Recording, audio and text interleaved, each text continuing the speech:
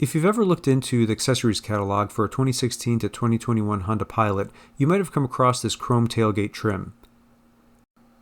I recently purchased and installed this on my 21 Pilot, and I'd like to show you how I did it, as well as how you can save about $50 to $60 from dealership prices. This part retails for $182 from Honda, but you can get it for anywhere between $120 to $130 from dealerships that have online parts departments. Now, if you buy this part online, shipping should be only about $10 based on some of the quotes that I got. It's not a very big box, as you can see. You can also contact your local dealer and see if they're willing to price match online competitors. They might not exactly meet those prices because they'll factor in shipping and handling and whatnot, but if you're ordering a lot of accessories like I did, running boards and whatnot, it might be worth just going to the dealer to pick up large items. So depending on what you're ordering, this might be a cheap alternative for you. Not many people know you can actually negotiate part prices with the parts department.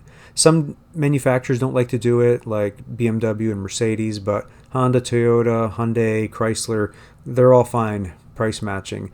Basically, the parts guy is getting commission. So for them, a sale is a sale, and it increases their profit margin, even if they're losing a little percent here and there, but overall they're still making money. Aside from the chrome molding, you also get an instruction manual and an alcohol prep pad.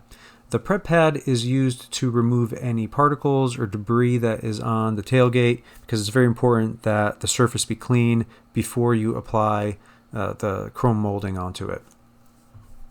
As you can see here, you just go across a few times, make sure everything is dry.